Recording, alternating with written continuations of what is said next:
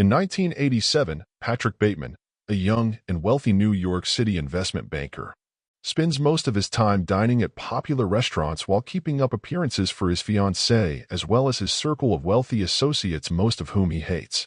At a business meeting, Bateman and his associates flaunt their business cards, obsessing over their designs. Enraged by the superiority of his colleague Paul Allen's card, Bateman finds a homeless man and his dog in an alley at night and kills them. Bateman and Allen, who mistakes Bateman for another coworker, make plans for dinner after a Christmas party. Bateman resents Allen for his affluent lifestyle and ability to obtain reservations at Dorsha, a highly exclusive restaurant which Bateman cannot get into. He gets Allen drunk, lures him to his apartment, and kills him with an axe while listening to Huey Lewis and the news and lecturing Allen on the merits of the band. Bateman disposes of the body and goes into Allen's apartment to leave a message on his answering machine claiming that Allen has gone to London. Private investigator Donald Kimball interviews Bateman regarding Allen's disappearance, mentioning that Allen may have been seen in London. Bateman invites two sex workers, Christy and Sabrina, over to his apartment, where they have sex. He then tortures them, pays them, and sends them on their way. Bateman's colleague Louise Carruthers reveals a new business card, so Bateman tries to strangle him in the restroom of an expensive restaurant. Carruthers mistakes the attempt for a sexual advance and declares his desire for Bateman, who panics and flees.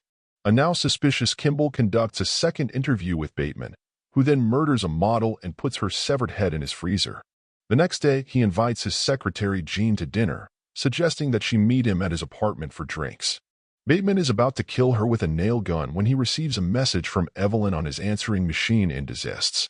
Bateman has lunch with Kimball, who reveals that a colleague of Bateman claims to have had dinner with him on the day of Allen's disappearance, cementing his alibi.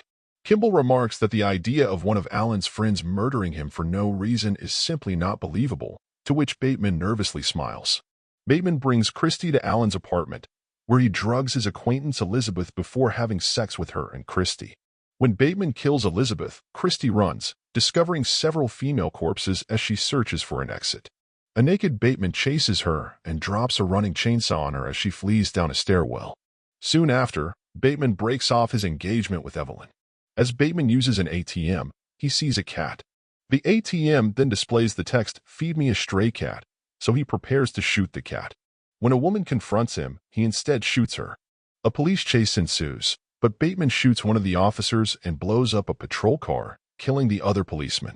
Bateman next kills a security guard and a janitor before hiding in his office.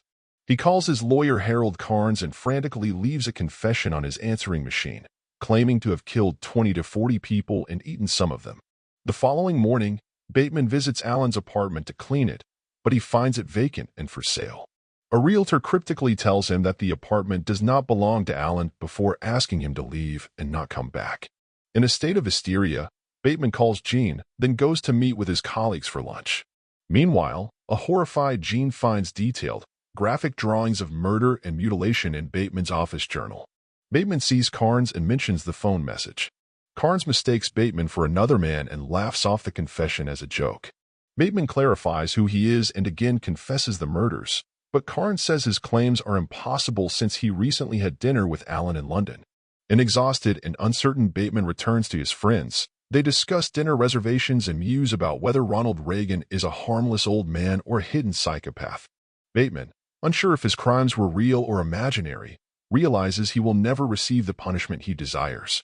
His narration declares that he is in constant pain, that he wishes his pain inflicted on others, and that his confession has meant nothing.